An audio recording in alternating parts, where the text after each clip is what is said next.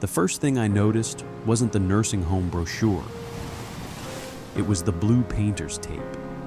Small strips stuck to furniture around my grandfather's house, like labels at an estate sale. The dining table, the bookshelf near the fireplace, the old leather chair he sat in every morning drinking black coffee. Each piece had a number written on it in black marker, like someone was already preparing the house to be emptied. I stood in the hallway staring at them when my mother noticed me. "Oh," she said quickly, "you're here early." That tone told me everything immediately. Not surprise, damage control. My older sister walked out of the kitchen carrying a clipboard filled with handwritten notes. Furniture condition, room dimensions, estimated resale values. Nobody even bothered hiding it anymore. "What's going on?" I asked. My sister forced a smile. "We're just organizing things." "For what?" Nobody answered. I looked toward the living room. My grandfather sat beside the window, watching an old Western with the volume turned too low to hear. Sunlight crossed his hands as he held a coffee mug near his chest. At least he looked calm, but the room around him didn't. Family photos were missing from the shelves. Cabinets stood half empty. Even his military medals had disappeared from the wall, like people were slowly erasing him from the house while he was still sitting inside it. My uncle walked through discussing property taxes on his phone while my mother searched kitchen drawers nearby. Not one person was actually talking to Grandpa. They talked around him, like he wasn't really part of the room anymore. Then my mother lowered her voice and said, "The facility has an opening next month if we move quickly." Facility, not home, not care. Facility. My grandfather didn't react, just kept staring toward the television. But I noticed something nobody else did. His fingers tightened slightly around the coffee mug. Tiny movement, almost invisible, but I saw it. Then my sister handed me a brochure. Silver Pines Senior Living, Luxury Memory Care. A sticky note was attached to the front. Deposit due Friday. I felt something cold settle into my stomach. Nobody had told me about any of this. Not one conversation, not one warning. They had already decided everything. And suddenly, it made sense why everyone was moving so fast. My grandfather's property sat on nearly 4 acres outside town. Developers had been buying land all over the county for months. That house wasn't just a house anymore. It was money. That night, everyone left around 9. I stayed behind to help Grandpa clean the kitchen. For a while, neither of us spoke. Then quietly, without looking at me, he said, "They started measuring the house before they even asked if I wanted to leave." I stopped wiping the counter. Then he finally looked directly at me. Sharp, clear. Nothing confused about him at all. "There's a metal box in the garage," he said quietly. "Behind the workbench." I frowned. "What's inside?" He held my eyes another second before answering. "The reason they're all in such a hurry." My grandfather's name was Walter Bennett. Most people in town knew him as the old man with the perfectly trimmed lawn and the habit of waking up before sunrise every morning. But before that, he spent 30 years working in military finance. Numbers, records, audits. The kind of work where mistakes ruined lives. He used to tell me paper trails mattered more than promises because people only tell the truth when signatures are involved. Back then, I thought he was joking. Now, I understood exactly what he meant. Growing up, I spent more time in his house than my own. Not because my parents were abusive, just absent, always busy, always distracted. My mother cared more about appearances than people. My older sister inherited that perfectly. Everything with them was about status, networking, property values, and what other people thought. Grandpa hated that kind of thinking, quietly, never directly. He believed people revealed themselves by how they treated someone who could no longer offer them anything. And recently, my family had started revealing themselves very clearly. The strange part was that none of them considered themselves greedy. Nobody ever says, "Let's take Grandpa's house." Instead, they say, "He needs professional care. He can't manage the property anymore. We're doing what's best for him." But every conversation somehow circled back to money, the land value, development offers, potential sale price, always money, never Grandpa. And the worse his memory became, the faster everyone seemed to move around him. That was the part I couldn't stop thinking about. 3 years earlier, nobody cared about his property. Now developers were buying land all across the county. Suddenly, his 4 acres became valuable. Very valuable. And almost overnight, my family started treating him less like a person and more like a deadline. I noticed it in small ways first. My mother taking over his mail. My sister handling appointments without asking. My uncle suddenly visiting every weekend after barely showing up for years. Even the way they spoke changed. Not to him, around him. Like they were already discussing life after he was gone. But the thing that bothered me most was this. Grandpa noticed too. He never confronted anyone directly, never argued, never raised his voice. He just watched people carefully. The same way accountants study numbers they don't trust. A few days after I found the painter's tape around the house, I came back to check on him after work.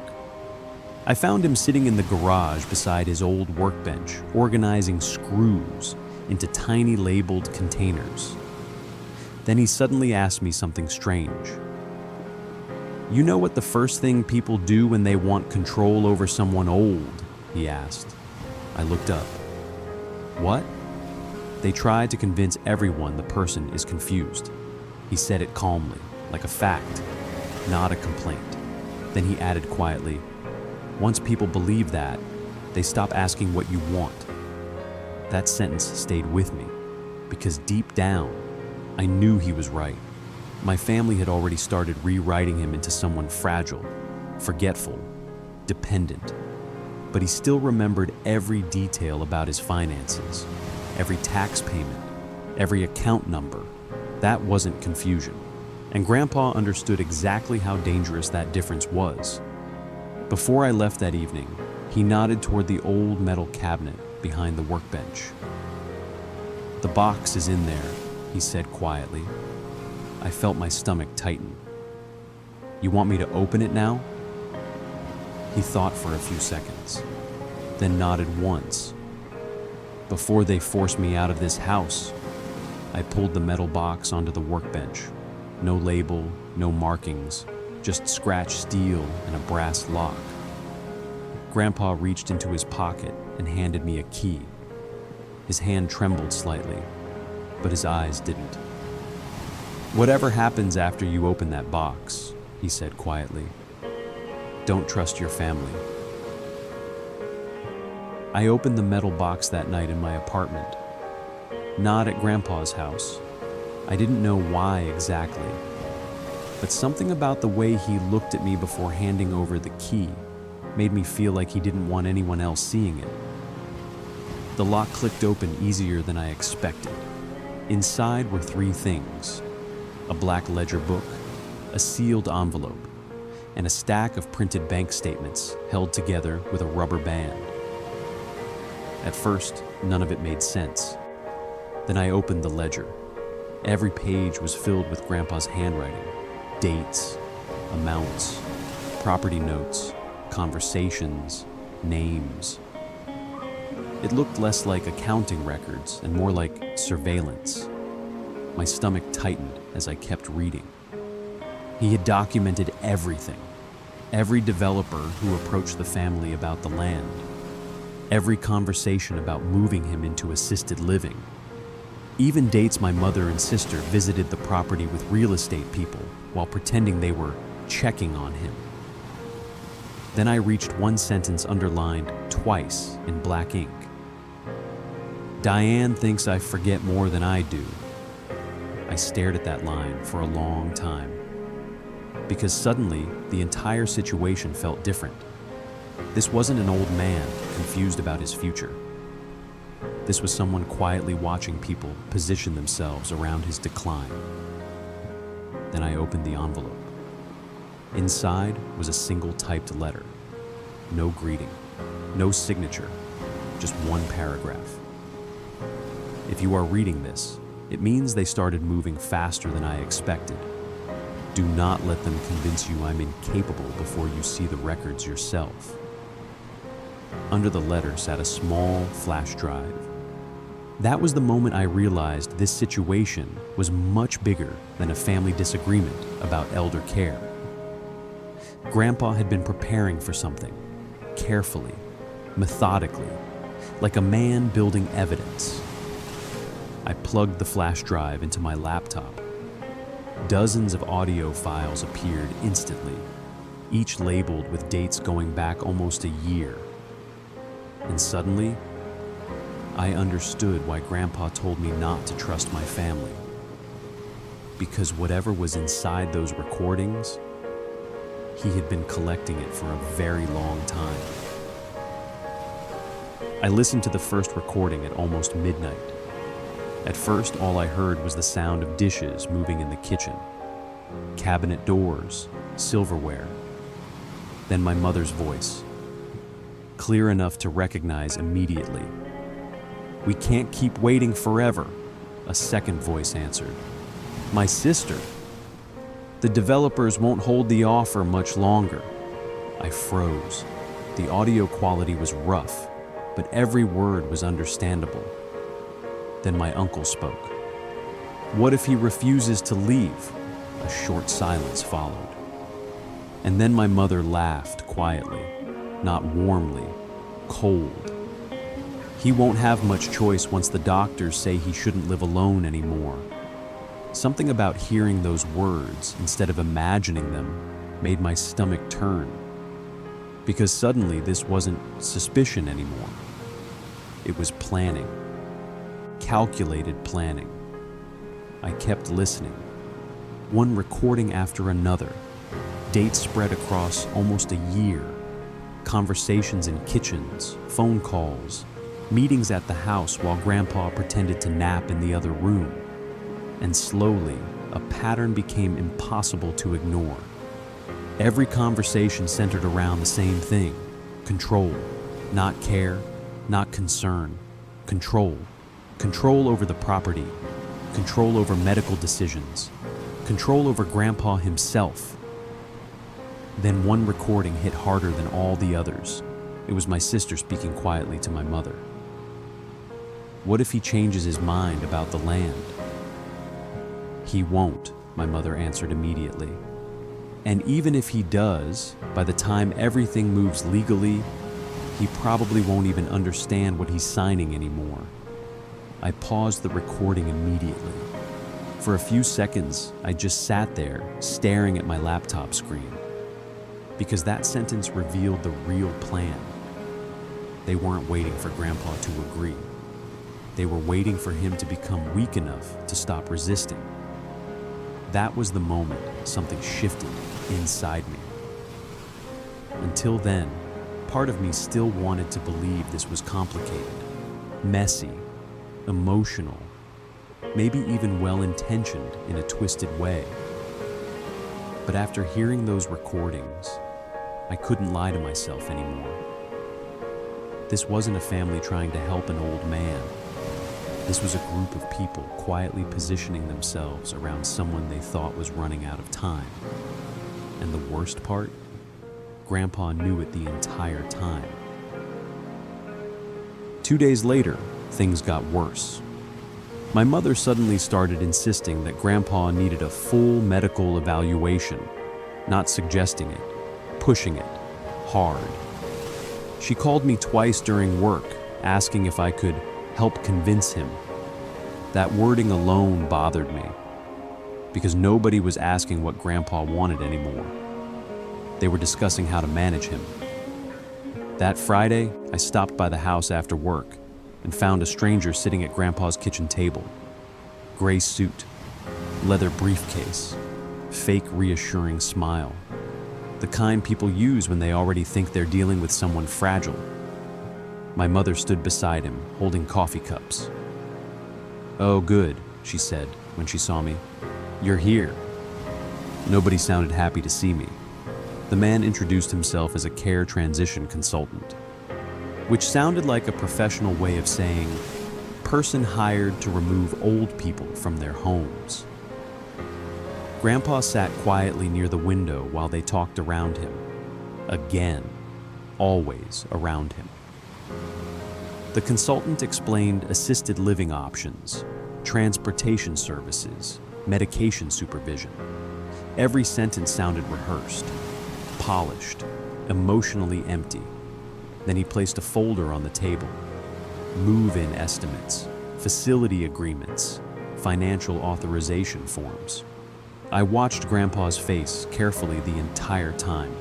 No confusion, no panic, just observation, like he was mentally recording every word being said. Then the consultant asked him directly, "Mr. Bennett, do you understand why your family believes this transition may be necessary?" My grandfather looked at him calmly for a few seconds before answering. "I understand exactly why they want me out of this house." The room went silent immediately. My mother forced a nervous laugh. "Dad doesn't mean that." But Grandpa kept staring at the consultant, sharp, clear, more aware than anyone expected him to be. Then he slowly pointed toward the folder sitting on the table. "Funny thing about paperwork," he said quietly. "Most people assume old men stop reading it." Nobody answered. Not my mother, not my sister, not even the consultant. Because for the first time since this started, the mask slipped, and everyone in that kitchen realized something dangerous. Grandpa wasn't nearly as unaware as they needed him to be.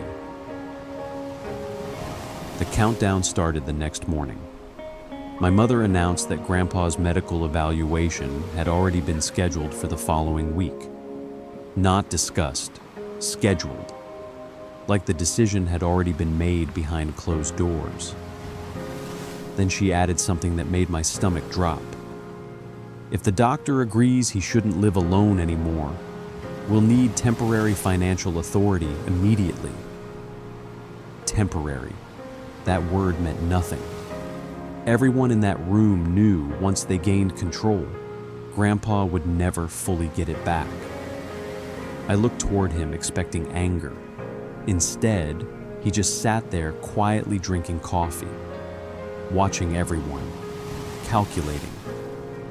That scared me more than if he had yelled, because it meant he already understood where this was heading. Later that evening, I listened to more recordings from the flash drive. One file had been recorded only 3 weeks earlier.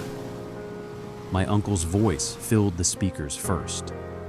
"So when do we list the property?" My mother answered immediately. "As soon as the medical paperwork is done." Then my sister asked the question that changed everything. "What if he refuses to sign?" Silence, a few seconds long. Then my mother spoke again. "By then, he probably won't be legally capable of stopping us." I felt something cold move through my chest hearing that sentence. Not because it shocked me anymore, because they sounded so calm saying it, like this had already become normal to them. That was the moment I finally understood the truth. This wasn't about helping Grandpa. It wasn't about care, and it definitely wasn't about family. this was a race. A race between how fast my family could take control and how long Grandpa could hold on to it. I stopped sleeping normally after that. Every time my phone rang, I expected another update about doctors, paperwork, or care plans nobody had actually discussed with Grandpa himself. The entire family had shifted into motion, fast, too fast, and once I noticed it, I couldn't unsee it anymore. The appointments, the forms, the sudden conversations about legal authority, everything felt coordinated. Meanwhile, Grandpa stayed strangely calm through all of it. That bothered me almost as much as the recordings, because people don't stay that calm unless they already know something. 3 nights later, I came back after work and found him sitting alone in the garage again. The metal box sat open beside him, papers spread across the workbench, property maps, bank statements, old insurance documents. He looked up when I walked in. "You listened to the recordings?" he asked. I nodded slowly. For a moment, neither of us spoke. Then he sighed quietly. "I kept hoping I was imagining it," he said. That sentence hit harder than I expected, because suddenly he didn't feel sharp and prepared anymore. He just felt tired, like someone watching his own family slowly turn into strangers. Then Grandpa reached into the metal box and pulled out a thick envelope. Inside were copies of land surveys, trust paperwork, tax records, and handwritten notes going back years. And right there, everything changed. The property wasn't owned the way my family thought it was. Years earlier, Grandpa had quietly transferred large sections of the land into a protected trust tied to conservation agreements. Parts of the property legally couldn't be developed anymore. Other sections required trustee approval before any sale could happen. And the trustee name listed on the paperwork made me freeze. Mine. I looked up at him immediately. "You made me trustee? I made you the person they can't go around," he answered calmly. I stared at the documents in silence, because suddenly I understood why everyone had become so desperate recently. If Grandpa officially lost legal capacity before these papers surfaced, my family probably thought they could control everything through emergency authority. But they were wrong. Grandpa had already prepared for that possibility years earlier. Carefully, quietly, like a man who trusted paperwork more than people. Then he handed me one final document, a signed letter addressed to his attorney. "If anyone tries forcing a sale or removing me against my wishes," he said quietly, "that letter gets opened." "What's in it?" He looked toward the dark garage window for a few seconds before answering. "Enough to destroy what's left of this family." A cold feeling moved through me hearing that. Not because Grandpa sounded angry, because he sounded certain. And for the first time since this started, I realized something important. My family thought they were dealing with a confused old man slowly losing control of his life. But they weren't. They were dealing with someone who had spent decades reading contracts, tracking numbers, and preparing for worst-case scenarios long before anyone else saw them coming. And now, for the first time since this began, I wasn't just scared anymore. I was ready to fight back. The next week became a war without anyone openly calling it one. On the surface, everything still looked polite. Family dinners, concerned conversations, doctor appointments. But underneath all of it, everyone was maneuvering for control. And now, for the first time, I understood the game they were actually playing. My mother started calling Grandpa constantly during work hours. checking medications, asking confusing financial questions, repeating the same things over and over. Not because she cared, because she wanted proof. Proof that his memory was slipping enough to justify intervention. My sister handled the practical side, researching facilities, talking to real estate agents, quietly asking about fast property sales. Every move looked responsible individually. Together, it felt predatory. Meanwhile, I started going through every document inside the metal box, every night after work. At first, I thought Grandpa had simply prepared legal protection for the property. But the deeper I looked, the more complicated everything became. He had documented years of financial activity involving my family. Loans, transfers, missed repayments, private agreements nobody else knew existed, and one name appeared repeatedly across multiple records: my uncle. Large amounts of money had quietly moved from Grandpa's accounts into my uncle's failing business over the years. Then I found something worse. Several transfers happened recently. Right around the same time, everyone started pushing hard for assisted living. That timing didn't feel accidental anymore. It felt desperate. That night I finally asked Grandpa directly, "Are they in financial trouble?" He stayed quiet for a few seconds before answering, "Your uncle is." That explained almost everything immediately. The urgency, the pressure, the land discussions. This wasn't just greed anymore. Someone needed money fast, and Grandpa's property was the easiest solution. Then he said quietly, "People become dangerous when they think losing is no longer an option." And deep down, I knew he was right. A few days later, my mother announced another family meeting. Not asked. Announced. Sunday afternoon at Grandpa's house. Everyone showed up unusually early. My uncle looked exhausted, dark circles under his eyes, phone constantly buzzing in his pocket. And for the first time since all of this started, I noticed fear underneath his confidence. Not guilt, fear. My mother handled most of the talking. She always did. "We need to start making responsible decisions," she said carefully. Responsible. That word had become their shield for everything. She explained that Grandpa's evaluation was only days away now. If doctors officially declared he couldn't manage independently anymore, they wanted paperwork ready immediately. Temporary authority, temporary property management, temporary financial oversight. Every sentence sounded harmless on its own. That was the strategy. Wrap control inside concern. Then my sister placed several folders on the kitchen table. Property estimates, developer interest reports, projected land value increases. Nobody even pretended this wasn't about the land anymore. I watched Grandpa quietly during the entire conversation.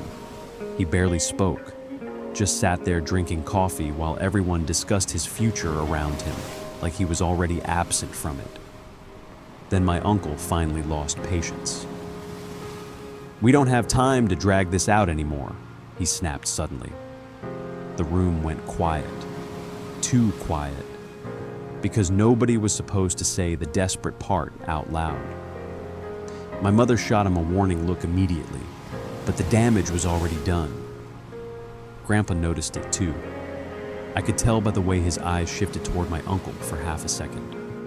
Calm, focused, like a man finally confirming numbers he already suspected.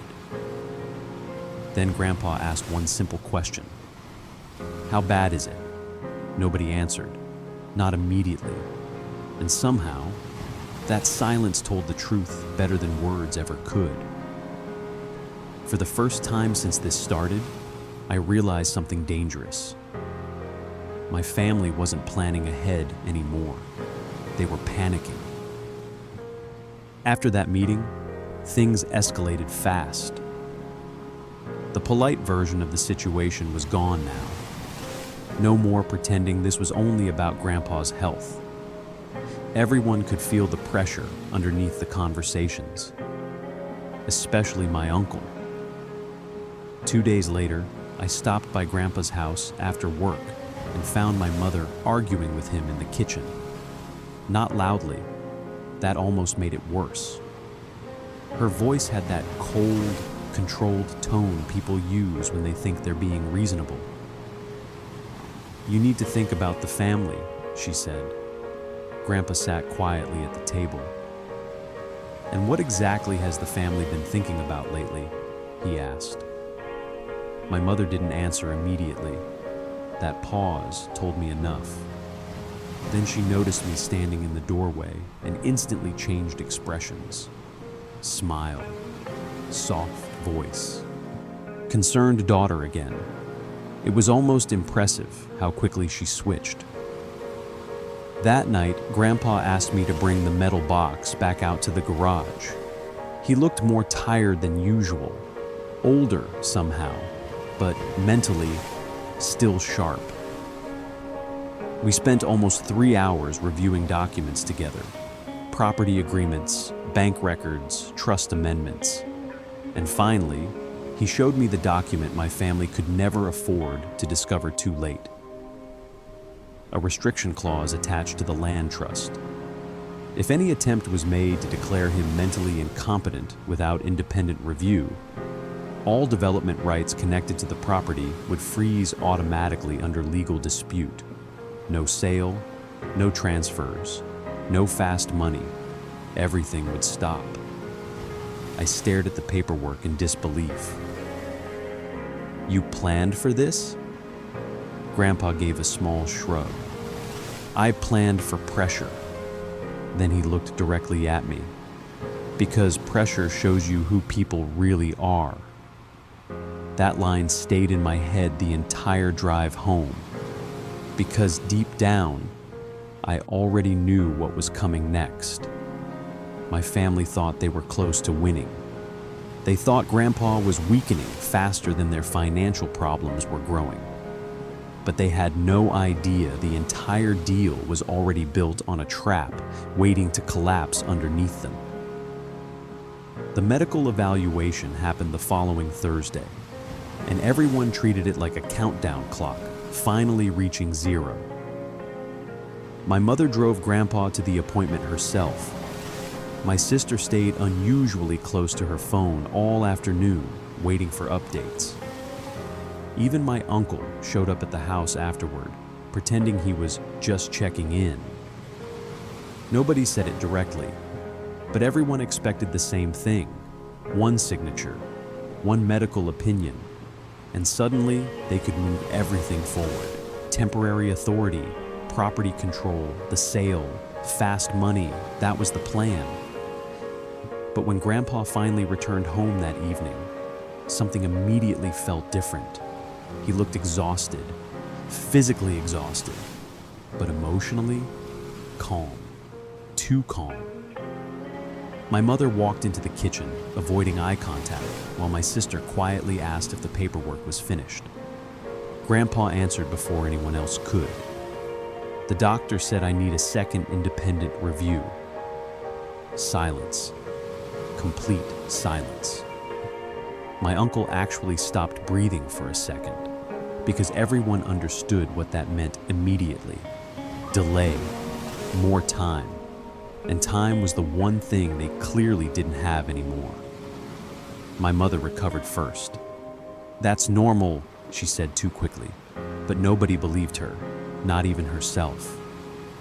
Then Grandpa slowly sat down at the kitchen table and looked around the room, one by one, studying faces, calculating reactions, the same way he probably spent decades reviewing suspicious financial reports.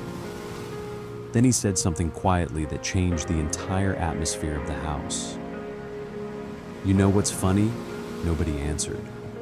"The only people rushing this process are the people who need something from me. Working?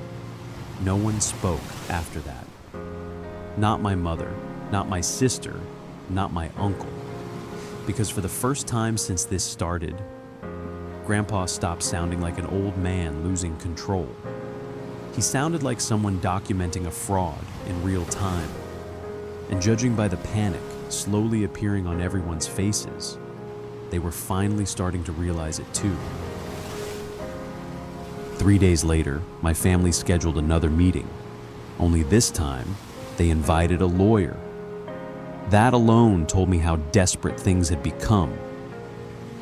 When I arrived at Grandpa's house, the atmosphere felt completely different from before. No pretending, no fake warmth, no casual small talk. Everyone looked tense. My mother sat at the kitchen table holding a folder so tightly, her knuckles looked pale. My sister kept checking her phone every few seconds. My uncle looked exhausted, like he hadn't slept properly in days. And sitting quietly at the far end of the table was Grandpa, calm as ever. The lawyer introduced himself and immediately started discussing protective financial planning. That phrase almost made me laugh, because everyone in the room knew what this really was. An attempt to secure authority before their situation completely collapsed. The lawyer explained temporary conservatorship options, emergency financial oversight, and medical competency procedures. Every sentence sounded professional, clean, careful, like morality disappeared once the paperwork became formal enough. Then he slid several documents across the table toward Grandpa. "We only want to make things easier for everyone," he said gently. Grandpa didn't touch the papers. Instead, he looked toward me. Small movement, barely noticeable, but enough. I reached into my bag slowly and placed the trust documents onto the table. The room changed instantly. My mother's expression tightened. My sister stopped moving completely. Even the lawyer looked confused for a second. Grandpa finally spoke. "You should probably read those first." The lawyer opened the folder carefully. At first, his expression stayed neutral, professional. Then slowly, that expression disappeared. He started flipping pages faster. Trust amendments, conservation restrictions, trustee authority clauses, independent review protections. The deeper he read, the quieter the room became. Finally, he looked up. "When were these filed?" "6 years ago," Grandpa answered calmly. Silence. My uncle leaned forward immediately. "What does that mean?" The lawyer looked directly at him before answering. "It means the property cannot legally be sold without trustee approval." Then he glanced toward me. "And the trustee is him." I watched panic spread across my family's faces almost in real time. Not emotional panic, financial panic. The kind people show when they realize a deal they were depending on suddenly disappeared. My mother recovered first. "There has to be another option." The lawyer kept reading. Then his expression changed again, this time worse. "There's more," he said quietly. He pulled out another page from the stack. "If Mr. Bennett is declared mentally incompetent through contested evaluation procedures, all development rights connected to the land freeze automatically pending judicial review." Nobody spoke, because everyone understood exactly what that meant. No quick sale, no emergency money, no control. The entire plan had just collapsed. Then Grandpa finally leaned back in his chair and looked around the room slowly. Not angry, not emotional, just tired. "I spent 30 years auditing fraud investigations," he said quietly. "You really thought I wouldn't notice my own family rushing paperwork around me?" No one answered. Not my mother, not my sister, not my uncle. Because for the first time since this began, the power inside the room had completely shifted. My family came there expecting to finalize control. Instead, they discovered something terrifying. Grandpa had been preparing for them long before they ever started preparing against him. Then Grandpa looked toward the lawyer one final time. "There's also a sealed letter with my attorney," he said calmly. "If anyone attempts to force medical authority over me again, the recordings get released publicly." My mother's face lost color immediately. The lawyer slowly closed the folder. And suddenly, the meeting everyone thought would end Grandpa's independence became the moment my family realized they had already lost. After that meeting, everything changed. Not loudly, quietly. That was the strange part. For weeks, my family had moved around Grandpa's house like people racing against time. Every conversation felt urgent. Every decision felt aggressive. Then suddenly, all of it stopped. No more discussions about facilities. No more property estimates left on the kitchen table. No more fake concern disguised as planning. The pressure disappeared almost overnight, because for the first time since this started, they understood they couldn't force control anymore. But the silence that replaced it felt worse somehow, especially with my uncle. Within days, the truth started surfacing piece by piece. His business wasn't struggling, it was collapsing. Loans overdue, payroll problems, private debt collectors calling constantly. He hadn't just wanted Grandpa's land, he needed it. And once the property deal failed, everything around him started falling apart fast. One evening, my mother came to my apartment alone. No warning, no phone call.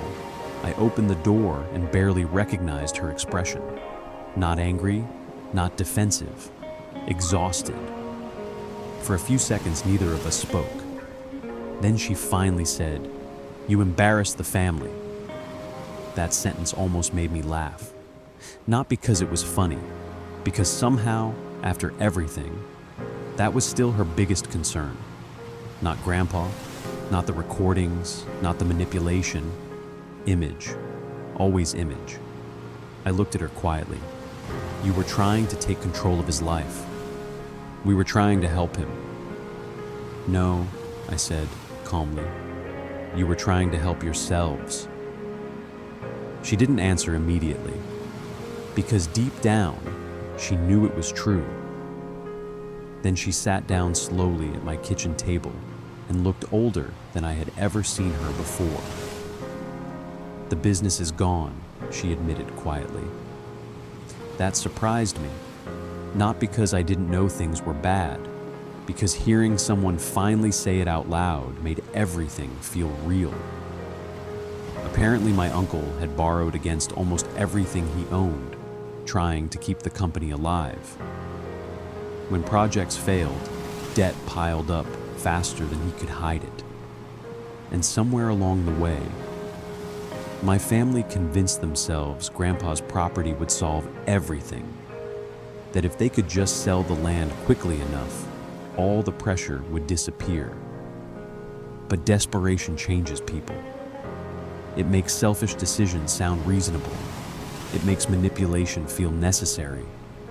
And eventually, people stop seeing the line they crossed. Then my mother asked the question I already knew was coming. Would Grandpa ever forgive us? Not, can we still get the property? Not, what happens now? Forgiveness. That was new. I thought about it for a long moment before answering. "I don't know," I said honestly. Because the truth was, this had never really been about money. It was about trust. And once people start treating someone like a problem instead of a person, something breaks that's difficult to repair. A few days later, I visited Grandpa again. He was sitting on the back porch watching the sun go down across the property. The same property everyone nearly destroyed each other trying to control. I sat beside him quietly, For a while, neither of us spoke. Then finally I asked, "Did you always know this would happen?" He gave a small shrug. "No," he said, "but I knew money would eventually test people." The wind moved softly through the trees behind the house. Then Grandpa looked at me for a moment before speaking again.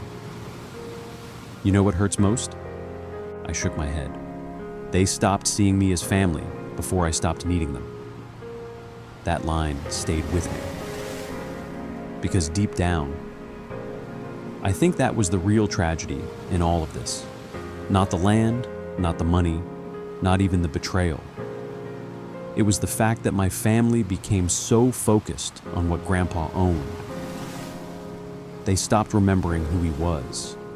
And in the end, the only thing Grandpa really wanted was to know someone still saw him as a person before it was too late.